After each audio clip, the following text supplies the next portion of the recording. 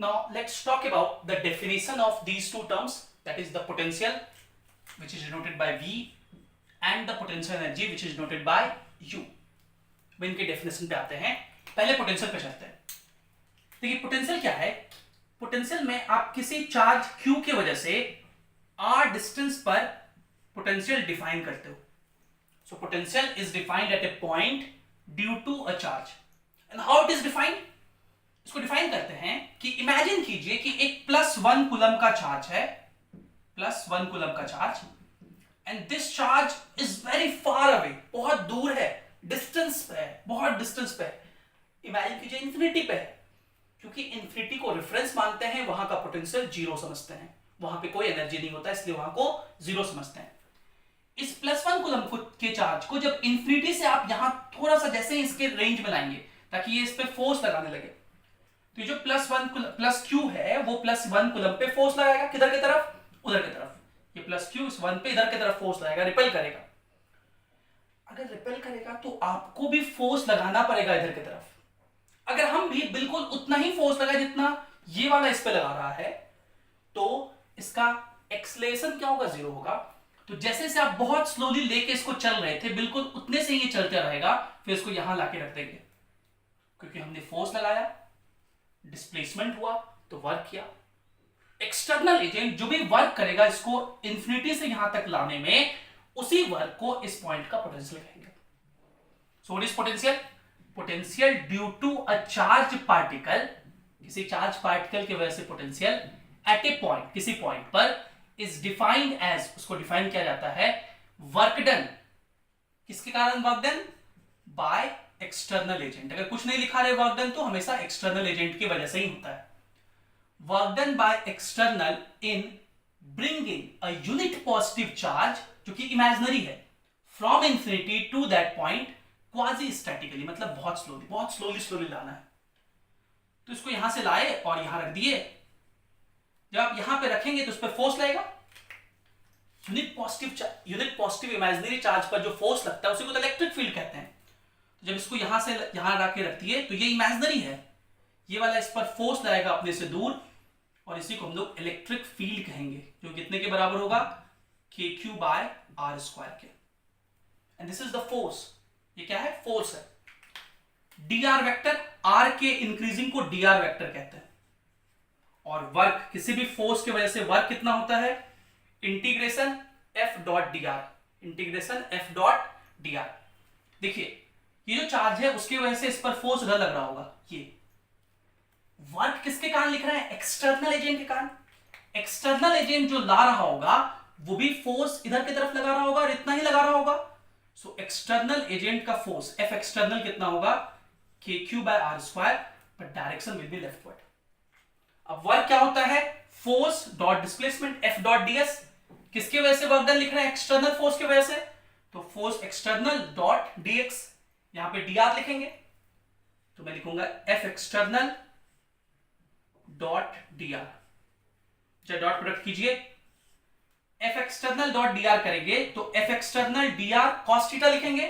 देखिए F external इधर है, dr इधर है, एंगल कितना होगा, 180। F एक्सटर्नल और dr के बीच का एंगल कितना होगा, cos 180 -1 होता है। तो F एक्सटर्नल dr और सामने माइनस लगाना पड़ेगा। F एक्सटर्नल का वैल्यू कितना है, KQ/R² इंटू dr। क्या मैं इसको ऐसा नहीं लिख सकता हूं, और यही जो वर्क है इसको पोटेंशियल कहते हैं V, तो क्या मैं इसको ऐसा नहीं लिख सकता हूं, V क्या होता है, माइनस इंटीग्रेशन, ये तो इलेक्ट्रिक फील्ड लिखा हुआ है, E.dr, मतलब E.dr। इसको हम लोग E.dr भी लिख सकते हैं, क्योंकि इलेक्ट्रिक फील्ड और dr एक ही डायरेक्शन में है, तो दोनों का कॉस भी करेंगे तो 1 ही होगा। इसलिए ये एक रिलेशन होता है पोटेंशियल और इलेक्ट्रिक फील्ड के बीच का। Potential energy is equals to minus integration E.dr, sorry potential energy नहीं, इलेक्ट्रिक पोटेंशियल का potential is equals to minus integration E.dr। इसके बारे में आगे चर्चा करेंगे, बहुत डिटेल में इस पर चर्चा करेंगे। अभी बस ये कैसे आया वो मैंने आपको दिखा दिया। अब इसको आप इंटीग्रेट कर सकते हैं, लिमिट पुट कीजिए। ये पोटेंशियल में भी यहां लिमिट पुट करना पड़ेगा। यहां वेरिएबल है r, जब r का वैल्यू इंफिनिटी था, इंफिनिटी, तब पोटेंशियल क्या लिखते हैं, 0, तब पोटेंशियल 0 इमेजिन करते हैं। r के किसी वैल्यू r के लिए पोटेंशियल v होगा, तो इसको सॉल्व कर दीजिए, v -0, ये अपर लिमिट यहां पुट करेंगे, फिर लोअर लिमिट, तो v माइनस 0 v हो गया, माइनस बाहर, के क्यू भी बाहर, dr बाय आर स्क्वायर का इंटीग्रेशन होता है माइनस 1 बाय आर। ये इंटीग्रेशन तो बेसिक चीज है, आपको आना चाहिए। dr बाय आर स्क्वायर का इंटीग्रेशन माइनस 1 बाय आर होता है, तो माइनस 1 बाय आर, माइनस बाहर लिख देते हैं 1 बाय आर, लिमिट पुट करेंगे इंफिनिटी से r, पहले r पुट करेंगे तो 1 बाय आर,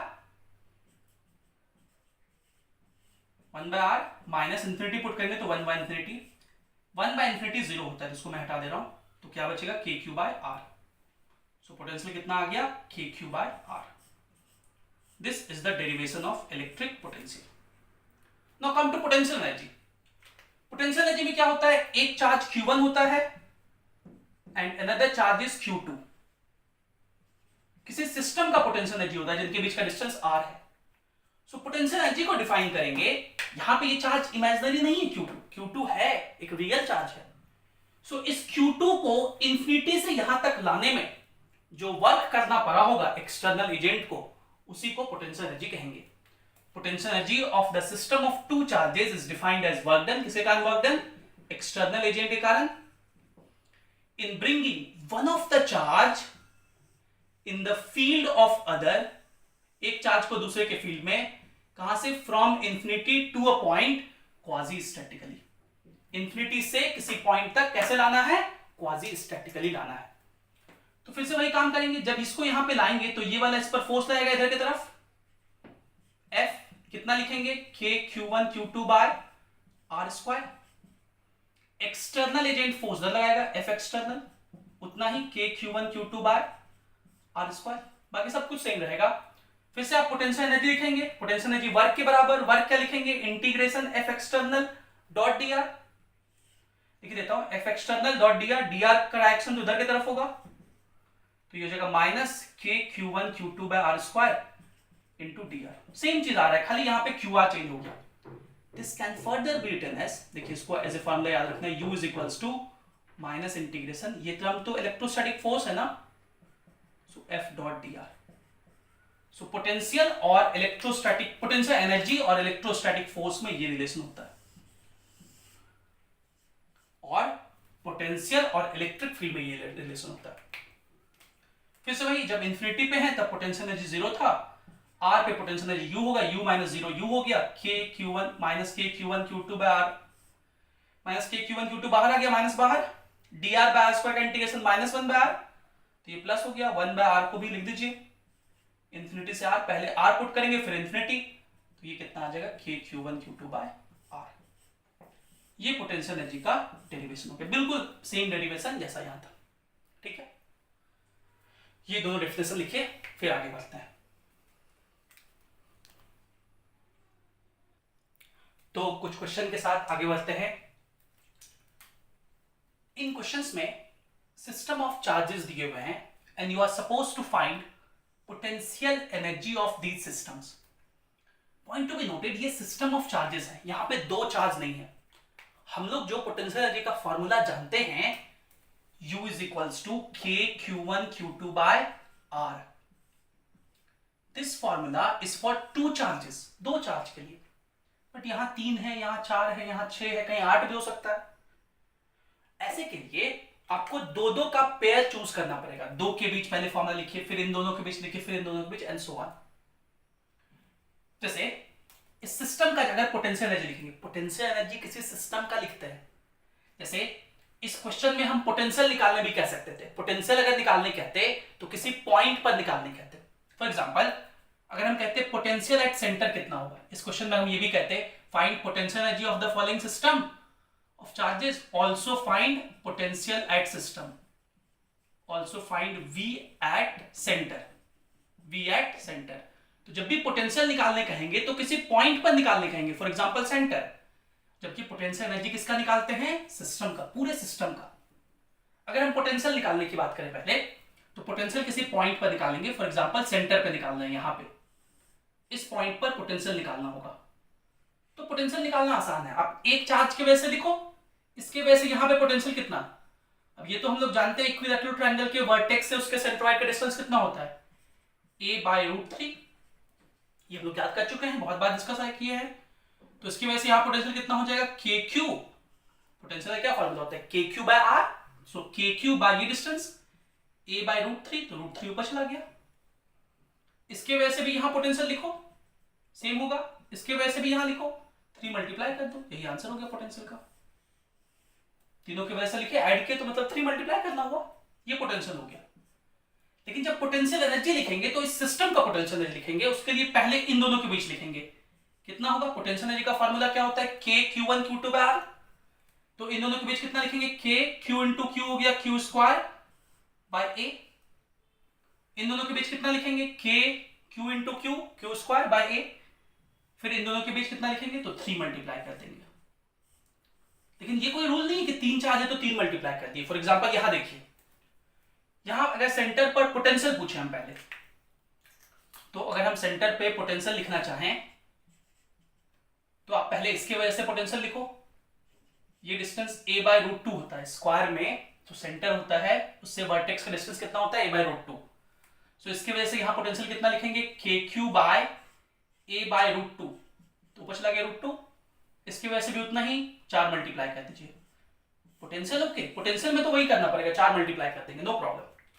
बट जब पोटेंशियल एनर्जी लिखेंगे इस सिस्टम का, when we write potential energy, तब दो का पेयर बनाना पड़ेगा। पहले आप इन दोनों के बीच पोटेंशियल एनर्जी लिखिए, कितना होगा, के क्यू स्क्वायर बाय ए। इन दोनों के बीच उतना ही, इन दोनों के बीच उतना ही, इन दोनों के बीच उतना ही, 4 मल्टीप्लाई कर दिए।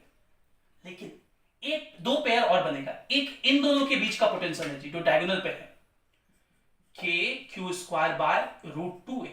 ये डिस्टेंस कितना है, √2a है ना, और फिर इन दोनों के बीच का, तो इसलिए 2 और मल्टीप्लाई करना पड़ेगा। आगे से कंफ्यूजन ना हो, कभी गलती ना कर दें, इसलिए हम लोग ये फॉर्मूला याद रखेंगे कि n इंटू n माइनस 1/2 इतना बार फॉर्मूला लगाना पड़ेगा। n क्या है, नंबर ऑफ चार्ज।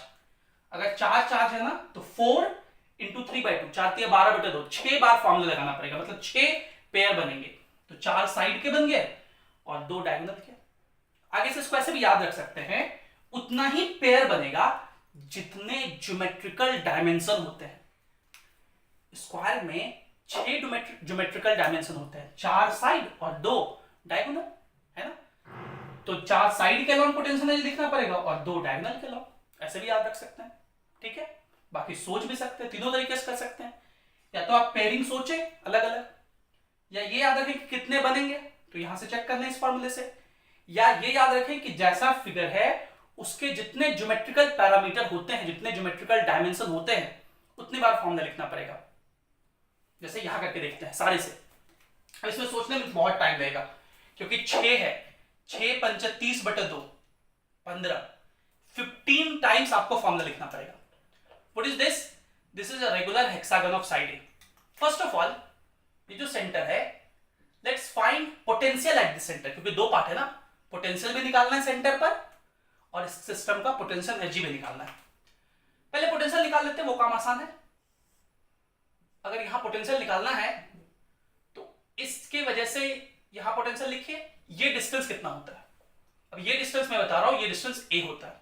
बहुत सिंपल है, पूरा एंगल रेगुलर हेक्सागन का 120 डिग्री होता है, तो ये जो एंगल है वो 60 डिग्री होगा, ये एंगल भी 60 डिग्री होगा, और ये एक इक्विलैटरल ट्रायंगल फॉर्म होता है। क्योंकि ये इक्विलैटरल ट्रायंगल फॉर्म हुआ, इसलिए सारा साइड ए ए ए जितना ये है उतना ही ए भी हो जाएगा, ए ए ए सारा साइड बराबर हो जाएगा। सो पोटेंशियल इसके वजह से कितना लिखेंगे यहाँ पे, के क्यू बाय ए। ऐसे ही 6 साइड है तो पोटेंशियल कितना हो जाएगा, 6 के क्यू बाय ए। कितना पोटेंशियल हो जाएगा, 6 के Q by A. So potential निकालना आसान है, but not think about potential energy. 15 bar formula लिखना है, तो दो का पेयर बनाने से आसान है कि हम लोग ये सोचे कि इसके कितने ज्योमेट्रिकल डायमेंशन होते हैं, तो आसानी से हो जाएगा। देखिए कितने ज्योमेट्रिकल डायमेंशन होते हैं, 6 तो साइड हो गए और साइड का लेंथ a है, तो 6 पोटेंशियल एनर्जी तो साइड के लॉन्ग बनेगा, 6 के Q square by A. Potential energy का क्या फॉर्मूला, के Q1 Q2 by are. So K Q square by ए, और 6 साइड के लॉन्ग बना इसलिए 6 मल्टीप्लाई कर दिए। और क्या होते हैं, 3 इसके मेन डायगोनल होते हैं। मेन डायगोनल मतलब अपोजिट साइड वाले, मतलब इसका इसके साथ एक डायगोनल बनेगा, ये एक मेन डायगोनल हो गया, उसी तरह ये एक मेन डायगोनल होगा, और ये एक मेन डायगोनल होगा, और ये जो मेन डायगोनल है इसका लेंथ 2a होता है। बहुत सिंपल है, ये लेंथ तो a है, ये लेंथ भी a है, तो टोटल लेंथ कितना हो गया 2a। कितने मेन डायगोनल हुए 3, तो 3 तो मेन डायगोनल के अलोंग पोटेंशियल एनर्जी हो जाएगा 3kq² a, सॉरी a नहीं 2a, 3 थे kq² और डिस्टेंस कितना है 2 के बीच का 2a। 6 3 9 फॉर्मूले हो गए, 6 और लिखने होंगे। इस रेगुलर हेक्सागन में ना 6 सब्सिडियरी या सेकेंडरी डायगोनल होते हैं। सेकेंडरी डायगोनल किसको बोलते हैं, इसका इसके साथ तो साइड होगा, इसके साथ तो डायगोनल होगा, इसका इसके साथ ये जो लाइन होगा इसको डायगोनल कहेंगे एक। और ये लेंथ हम लोग आसानी से निकाल सकते हैं, यहां से अगर परपेंडिकुलर ड्रॉप करोगे ये परपेंडिकुलर बनेगा, तो ये जो पूरा लेंथ है वो √3 आएगा। भाई ये a है, ये a है, ये परपेंडिकुलर है, ये एंगल 60 डिग्री है, तो ट्रिग्नोमेट्री से निकाल सकते हैं ये लेंथ √3a आएगा। इसको सेकेंडरी डायगोनल कहते हैं। तो देखिए एक सेकेंडरी डायगोनल ये हो गया, दूसरा सेकेंडरी डायगोनल ये हो जाएगा, तीसरा चलिए इसके लिए चलिए इसका एक सेकेंडरी डायगोनल ये हो जाएगा ऐसे, दूसरा यहां 4 हो गए, इसका एक तो हो चुका है, ये 5 हो गया, इसका यहां हो चुका है, यहां हो जाएगा 6। देखिए 6 सेकेंडरी डायगोनल बनेंगे जितने ग्रीन वाले मैंने बनाए, 1 2 3 4 5 6 सेकेंडरी डायगोनल बनेंगे, और जिसका लेंथ कितना होता है √3a। सो कितना पोटेंशियल एनर्जी हो जाएगा 6kq² right, 6kq² so this will be the potential energy of regular hexagon. तो हम लोग इस स्लाइड में ये सीखे कि पोटेंशियल किसी पॉइंट पर कैसे निकालते हैं। बहुत सिंपल होता है, एक के वजह से लिखिए, जितने चार्ज है मल्टीप्लाई कर दीजिए। लेकिन जब पोटेंशियल एनर्जी किसी सिस्टम का लिखना होता है तो दो का पेयर बना के सोच करके लिखना होता है। समझ गए? बस यही सब केस है। ये वाला थोड़ा सा लेंदी था, इसको अच्छे से समझना है। खाली पहली बार देख रहे हैं इसलिए थोड़ा अजीब लगा होगा, लेकिन अब तो याद हो गया ना, क्योंकि रेगुलर हेक्सागन ज्यादा हम लोग नहीं पढ़ते हैं। तो 6 साइड होता है, 3 मेन डायगोनल होता है, 6 सेकेंडरी डायगोनल होता है। मेन डायगोनल का लेंथ 2a होता है, जितना साइड है उसके दुगुने के बराबर। सेकेंडरी डायगोनल का √3 होता है। तो बस 6 साइड है इसलिए 6kq²a। 3 मेन डायगोनल है तो 3kq² मेन डायगोनल का लेंथ 2 है, और 6 सेकेंडरी डायगोनल है तो 6kq² सेकेंडरी डायगोनल का लेंथ √3 है। बहुत सिंपल सा। तो इसको नोट कीजिए, कुछ और सवाल के साथ आगे बढ़ेंगे।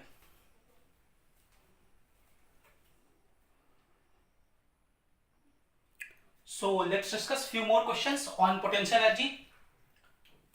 The question is, find the potential energy of this system in which we have a cube of edge length a and there are 8 charges at the 8 vertices of this cube. You have to find the potential energy of this system. इस system का potential energy भी निकालना है आपको, और क्या निकालना है, potential at the center. Center पर potential. Potential आसान होता है, पहले potential निकाल लेते हैं।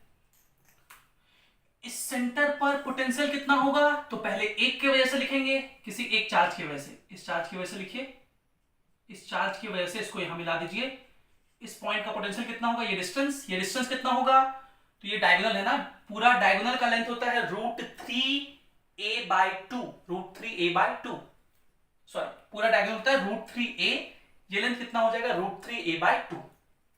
तो इसकी वजह से पोटेंशियल कितना हो गया kq/r, r का वैल्यू कितना हो गया √3a/2।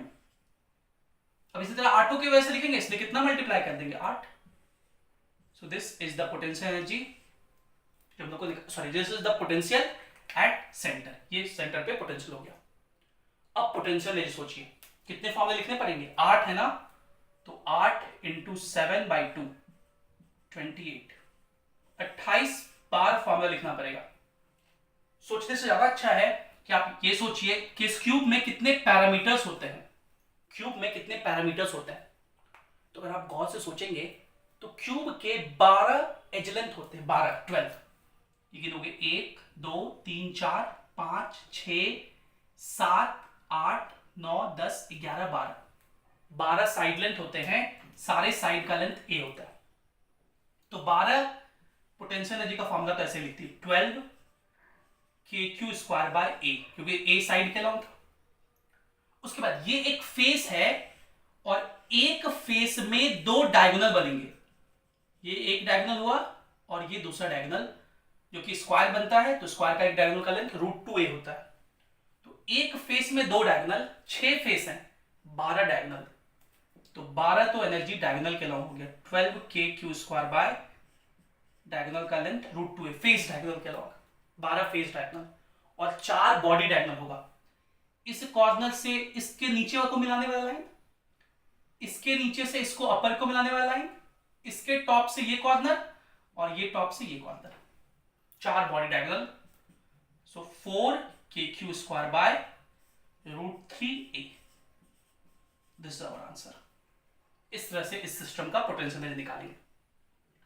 अगले सवाल पे चलते हैं। कभी कभी डायरेक्ट ये नहीं कहेगा कि पोटेंशियल एनर्जी निकालिए, समटाइम्स दे विल नॉट से directly to find the potential energy, they will say you find work done in assembling the charges। किसकी वजह से वर्क डन? कुछ नहीं कहा, तो एक्सटर्नल की वजह से, और एक्सटर्नल जो वर्क करता है वही तो पोटेंशियल एनर्जी के फॉर्म में स्टोर होता है। तो इन चार्जेस को असेंबल करने में वर्क कितना होगा, वो जो भी वर्क होगा वही इसका पोटेंशियल एनर्जी होगा। ठीक है, तो इनका पोटेंशियल एनर्जी लिखना है। ये तो चार्जेस हैं, लेकिन चार्जेस अलग अलग हैं। ये Q1 है, इस साइड को हम लोग A मान लेते हैं, A का वैल्यू दिया हुआ है 10⁻⁻1 मीटर, 10 सेंटीमीटर मतलब 10⁻⁻1 मीटर। ये चार्ज Q1 है, ये Q2 है, ये Q3 है। आप चाहे तो वीडियो को पॉज करके इसको खुद से ट्राई कर सकते हैं, इन दोनों के बीच लिखिए, फिर इन दोनों के बीच लिखिए, फिर इन दोनों के बीच लिखिए, सॉल्व कर दीजिए। तो चाहे तो एक बार वीडियो पॉज करके ये सॉल्व कर दीजिए खुद से। मैं सॉल्व करके दिखा रहा हूं। इन दोनों के बीच क्या लिखेंगे, KQ1 Q2 बाय A, इन दोनों के बीच KQ2 Q3 बाय A, इन दोनों के बीच KQ1 Q3 बाय A। सबसे पहले तो K by A common, K की वैल्यू होती है 9 इंटू 10⁻9, और नीचे A का वैल्यू है 10⁻⁻1, तो ऊपर जाके 9 इंटू 10⁻10 हो गया। ये किसका वैल्यू हो गया, K बाय A का। अब Q1 into Q2, Q1 into Q2, तो इन दोनों को मल्टीप्लाई करेंगे तो 10⁻5, 10⁻5 इंटू 10⁻5 10⁻10 होगा, और 4 दूनी 8, तो मैं 8 रहने देता हूं, 10⁻10 कॉमन ले लिए, प्लस इन दोनों के बीच चलिए, तो 4 दिया 12, 10⁻10, 3 दूनी 6, और 10⁻10 हम लोग बाहर निकाल लिए, इतना जूल। तो ये 10⁻10, ये तो -10 निपट गया, 12 6 18 26 गुने 9, तो 6 4 4 मेरा 5 और 3 18 5 23, 234 जूल इसका आंसर हो जाएगा, right. So this concludes our 19th lecture. Thank you for being with us. Have a great day.